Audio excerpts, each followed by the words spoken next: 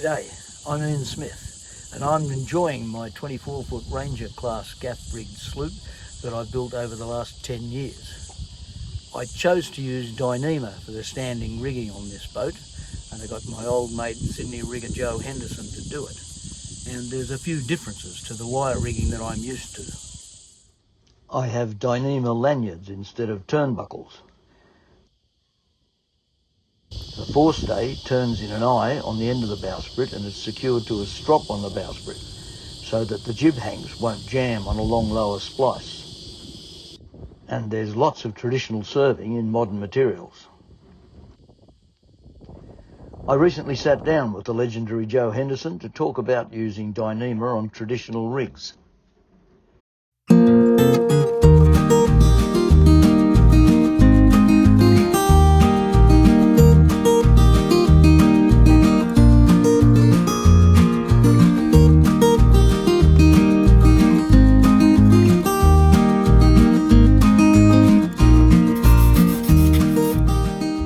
When I first building it, I obviously intended to use wire, and was planning to hand splice it like I did on Serenity.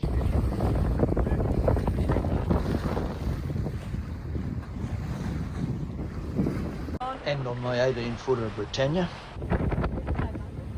You've done it perfectly right yourself. I actually quite enjoy doing it. It looks right, suits the boat, all that sort of stuff. But I began to be aware of this Dyneema stuff, and that there was a number of serious people that I trust going for it, including our old mate Brion Toss. Yes. And he was very keen on it, and it would be very interesting if he had survived what he'd be doing with it these days. Well, it's interesting because Brion Toss's company, Brion Toss Yacht Riggers or Brion Toss Rigging, have actually just done the Dyneema rigging on Tally Ho. Yes, yeah. And they've done pretty much exactly what you've had done, or I've done for you, which is hand served traditional thimbles, but into large turnbuckles. Yep. And I think Brian, in one of his podcasts or one of his things on his web page, he actually said if it's treated right and sized right and protected properly, this stuff's immortal. And I reckon it is. Very near. If you do it properly, if you serve it properly, keep the sun off it, even though the sun doesn't have that much effect on it, you get a little bit of like dusting and grey sort of surface treatment to it with the sun, and then that stops. But it's only it's still polyethylene. Yeah. And it's still a plastic, and the sun does get to it. So if you cover it either with braiding or with serving, you'll stop all that. I reckon it is. I've got some stuff here. That is a piece of a runner that I did 25 years ago. It's Dyneema with a very, very tight braid on it. It's actually a Dyneema braid. And you can see ever so slightly grey. And it's doing the same thing on the thimble. You can see it's getting a bit fluffy. That's 25 years old. And I've got no trouble in saying that that's going to last another. If you look inside it, there's the Dyneema inside it. And it's I reckon you put that on a test rig, and I think you'd find it'd be up to the splice strength of that material, pretty close. Well, I suppose somebody will be doing it soon, because I haven't seen too many things where manufacturers have committed to saying this will last forever. They don't want to. Or anything like that. One reason they don't want to is because if it doesn't last, all of a sudden they're liable for it. And two, they're not going to sell any more. If it lasts forever, they're not going to sell any more. This is 10 years old, you better renew it. The 10-year rule for stainless steel has been a very, very good, lucrative thing for stainless steel rigging suppliers. But they're right, because stainless is, you can't trust it past them. Although I've seen 20-year-old stainless rigs and they're fine, because they've been done properly. It is untrustworthy stuff, and the insurance companies are well aware of this. It's the insurance companies that are making people do their rigs every 10 years. About 15 years ago they got really, really into it. And they have been ever since. 10, 12 years, depends on the company. And I think that's right. But this stuff, nobody really knows when it's going to break, because I don't think, any of the stuff I've done, I haven't seen one break or fatigue. And I don't know of anything that has done that. I mean, I started making runners out of it, crikey, when was that? Back at River Keys? 30 years ago? Yeah. 20, at least 25 years ago. Yeah. And I was making runners out of it then. And there's a set of runners still on 2 boats that I know that are at least 25 years old. And they haven't broken. Now, that doesn't mean to say that they're not going to, but I think that there's a pretty good chance that it's in good nick still. Yeah. And people say, I mean, there is the thing with stretch. I was making runners out of it. I didn't think at that time that standing rigging could be made out of it, because I don't think the material was particularly good. Now there's several different grades. You've got SK75 on your boat, which is not quite as stretch resistant as SK90, but it's a lot less brittle. SK90 isn't as strong, but it's less stretch resistant. It's like a circle. As you go towards no stretch, you go away from strength. Yep. And you go towards strength, you go away from stretch. No stretch. So it's a like a Venn diagram almost. But the SK75 you've got, it doesn't stretch that much. People say it doesn't stretch, but it does stretch. It does, yeah. Everything stretches, even carbon fibre stretches just very good. Yeah, I remember the 12-footers saying they were trying it early, just a few years ago, and were disappointed by how much it stretched in the short term. Yeah. And also a 12-footer. You're talking about 12-foot flying skiffs. Yeah. But they need really good control over the rig. Oh yeah. And it won't do that. Okay. Yeah. It won't. Not yet. Maybe there'll be another material come along soon, another iteration of it, or whatever. Does it continue to stretch over time? I don't think so. That's creep. You've got stretch, and you've got creep. You've got mechanical stretch, which is you put 100 kilos on it, it stretches this much. 200 kilos, it stretches the same amount again. Yeah. 300, it's pretty linear. And then you take the load off and it comes back again. That's that's stretch. That's mechanical stretch. And then you've got creep, where you go, whoop, and then you take the load off and it stays there. Yeah. Plasticine creeps, rubber. But is there a bit of that in I haven't come across it yet. They say that it's not. They say there's not. There is I think there's an initial amount of creep, not very much at all. Yep. And then it seems to stop. Okay. There's not enough data around to really be sure of it. We did put some stuff this big, which is 16 mil, 35 ton braking load on 35 tons. It's ridiculous. So 35 ton for something that's tiny. Look at it. Thick as your finger, and weighs nothing. We put a load of that on a boat called Southern Cloud, which is a 110-foot schooner, and it reduced. I think we took 3 tons of weight out of the rig. Wow. And it went on to normal turnbuckles, set up, and for that boat with good angles, broad angles on the shrouds, not little tiny narrow angles, that set up, and it set up and stayed. And it's still, as far as I know, it's still got it on there now.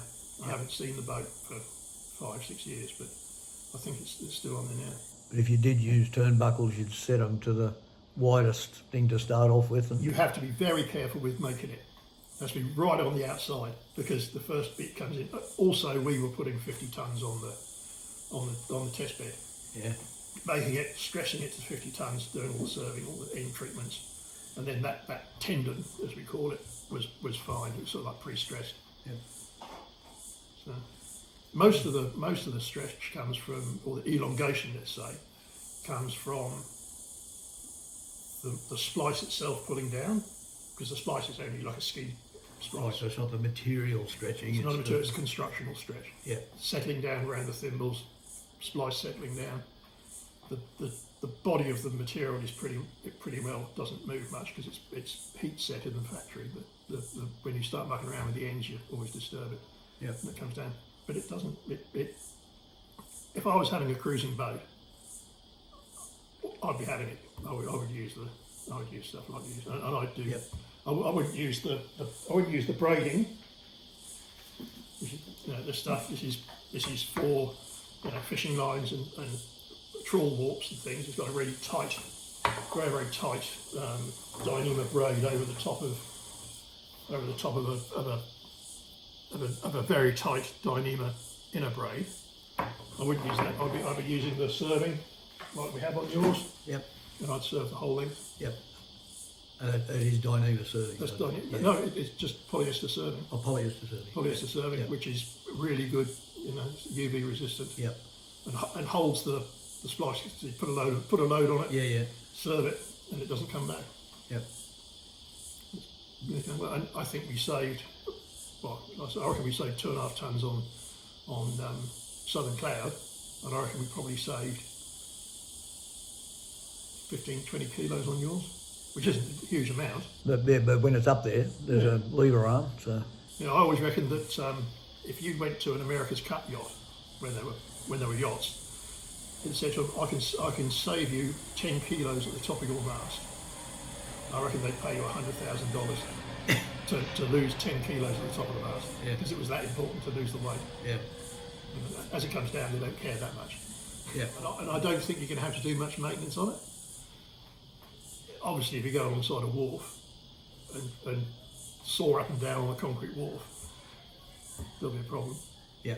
But you would if you had wire. Yes, of course. And I The think- chafe isn't really an issue No. for it. Like, Not and we'll talk about the hanks. The regular piston hanks jammed on the It was good, wasn't it? forestay. Yeah. Yes, you'd have been happy with that. Yep. This is the material that we made your forestay from. This is fishing warp again, made for making long That's what lines. they invented it for. Long That's what lines. it's for. It's, Wow. it's for direct replacement of wire rope on the winch drums and sheaves and guides and the wedge terminals and everything for trawlers. Yeah. This is the stuff that makes the long line that kills the albatrosses. Yeah. Yeah. You can hang a 12 kilometre long line off this stuff. Albitri. Albitri. Albitri.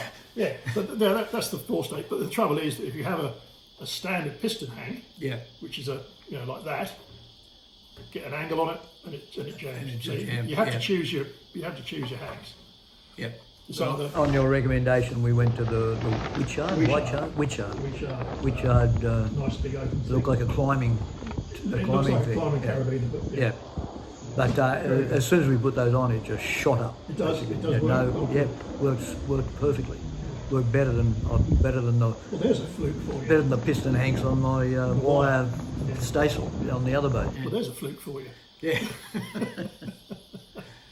Yeah, I wasn't sure that the same thing, because there is a like a V There is a V, angle on it. I Yeah. would have thought, oh, I'm a bit worried about that jamming, but no, mate, it just goes up and down like anything. I'm not sure about it going inside a furler. I don't know that anybody who makes furlers has made a furler with the bearings with big enough holes, because the size is different. So you get a 6mm wire, Yeah. 6mm diameter 1x19 wire. You're going to want about a 9mm or 10mm diameter stay Yeah. to be equivalent, because we size for stretch, Yep. not for strength. The Dyneema is probably 4 times the strength of the wire. Yep. But for the stretch, you're working it in the bottom 25% of its load capability to avoid the stretch. Yep. And because it's so big, I don't know that there's anybody making or modifying. I don't know anyone who's been brave enough to modify a furler to put it inside yet, Okay. No. because when it's Yeah. twisting around, that's a really good way to cut it. Okay. Yeah. I don't know that anybody's done it yet. They use it for like top-down furlers, where they have a line between the drum and the top of the mast. That just goes around and gathers the Oh string. yeah. They do that, and that's fine, because it's good enough for that. But I don't know about inside a furler. Yep. I don't know if anyone's been brave enough to do it yet. Mm. Interesting to see. Yeah. Well, maybe they'll try it on It's their not own. gonna- Try it on their own boat first. And, It's not going to be me. no. Yeah, I'd talk to people about it, but I wouldn't try. I wouldn't tell them do this, do that. Yeah. Yeah, you can't see it. You can do various ends.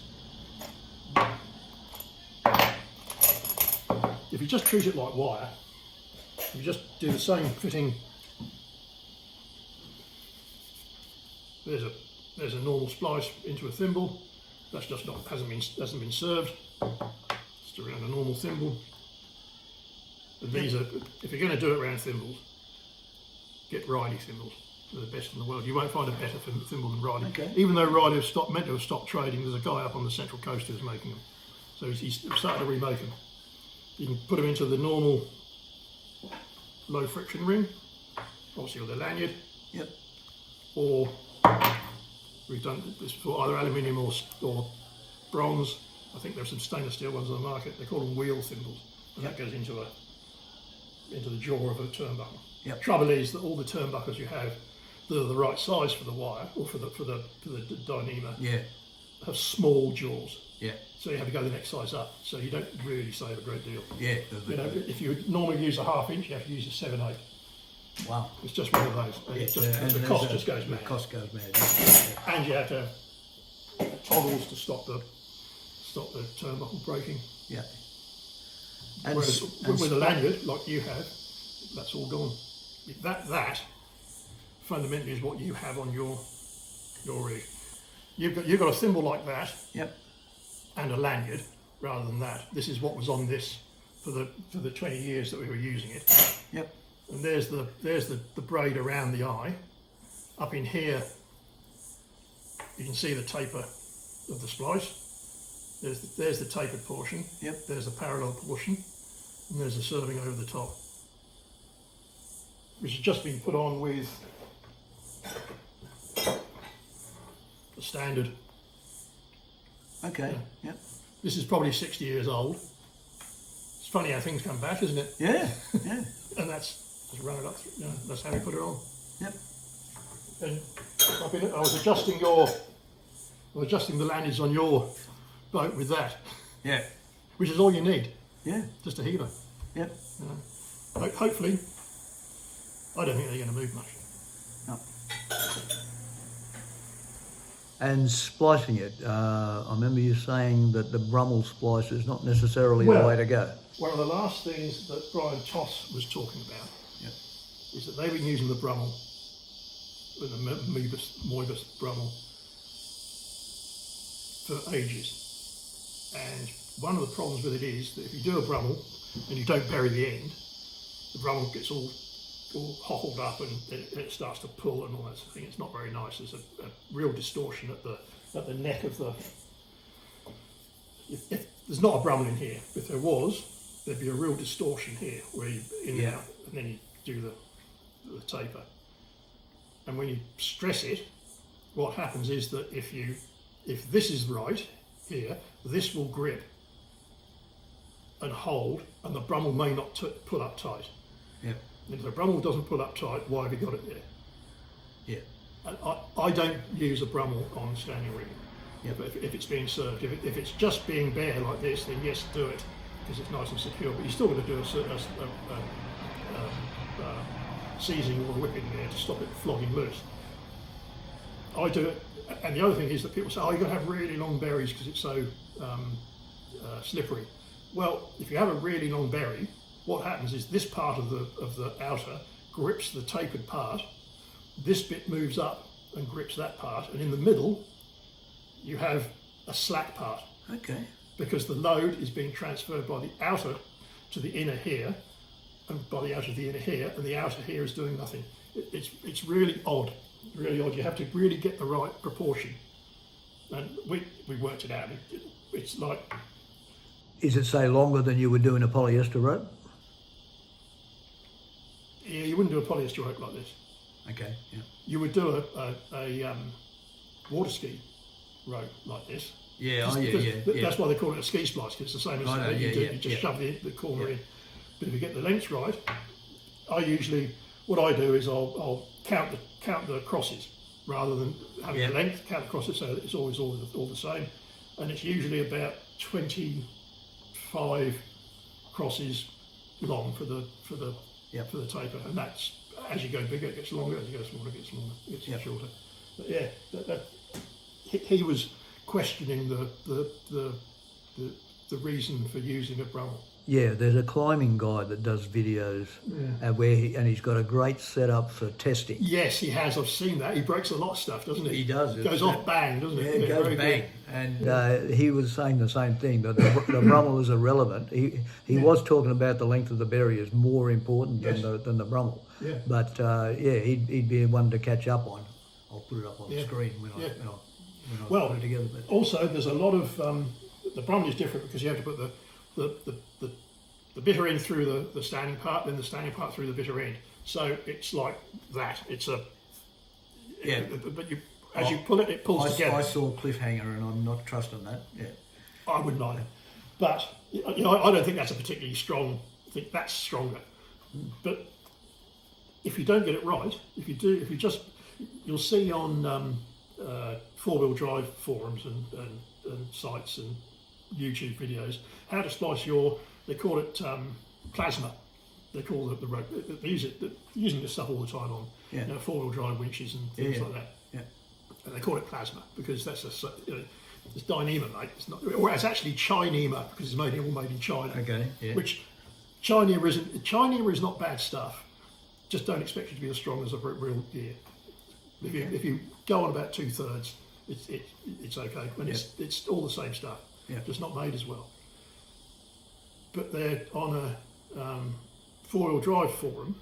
There's this guy saying this is how you splice your rope. You get it, you put it around a thimble, and they've got these tube thimbles, which is just like a bent tube. They put that through. That's fine, nothing wrong with that. So you put it, and they put it straight through the rope. It's just the bitter end through the standing part. Then they put it back through the standing part and back through again, which does nothing. Yeah. Because if you pull that with any load, it's just going to pull out because it's as slippery as bugger, and then they bury it. I think they've got a confused idea of what a Brummel is. And why they're doing that. I don't know why they're doing that. Yeah. It's not a, not a particular. Yeah. If they get enough berry, they're going to be fine. Yeah. But those first few bits aren't going to. Not going to make a lot of difference. Yeah. So for people who wanted to do it themselves, where would you find out about a water ski splice? It's real simple. There is, if you look on, if you ignore the Brummel part, what they're saying about putting the core through the cover is the same. Okay. Yeah. So if you say there's a bit of braid, it's hollow. Yep. So then you just that's the tapered part. It goes in there. Yep. Basically similar to what's done with polyester things for decades. Yeah. Yes. Yeah. It's a very simple thing to do. If you're going to do it yourself, it lends itself to old clunky cruising boats, fiberglass cruising boats from the 80s. Okay. That are going to have going to redo their rigging. The only problem they have is fitting it to the fittings that they have on their mast. Yeah.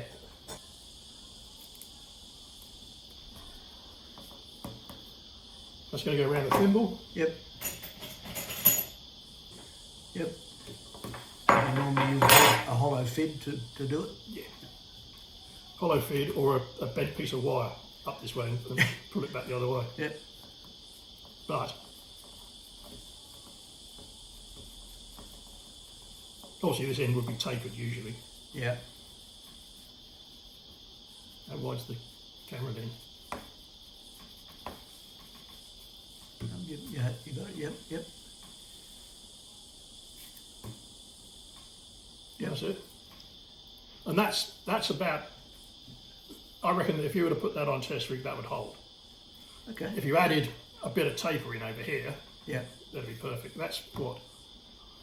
10, 20, 30. That's 30 braids deep. Yep. And that's about right.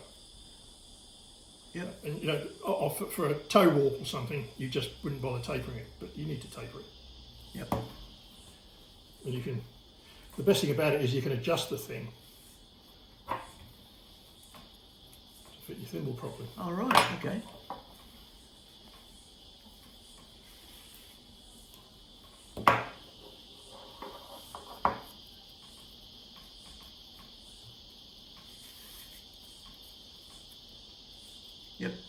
that's it. Obviously this would be carrying on down, and this would be tapered. There's not enough to show it there. Yep. But that's all it is. Okay, so nothing like a separate cover and a no more. and a core that you have to swap over. Yeah. We used to call it a Chinese cracker splice. Yeah. Yeah, these are Chinese finger puzzles. Finger traps. Yeah. A monkey grip finger trap. Yeah. That's exactly what it is.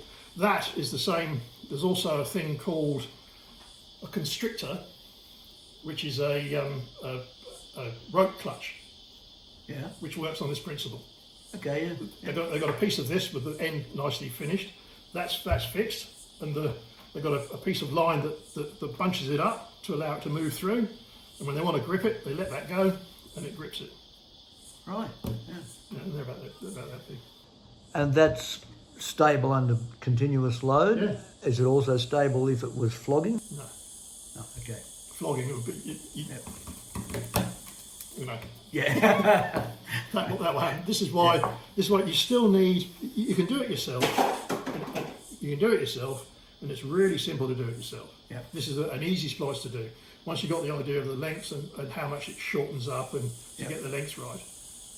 But you still have to do some kind of treatment on the end. That means I think you need at the minimum you need a really good throat whipping. Yep. Up near where the thimble is, to make sure the thimble doesn't flog out. Yep. And I reckon you need, say the inside started a taper there, you put a good whipping on there and a good whipping just before the end of the taper down here.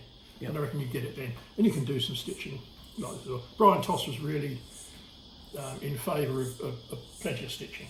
Yep. And that's fine, I don't blame, that's a good thing.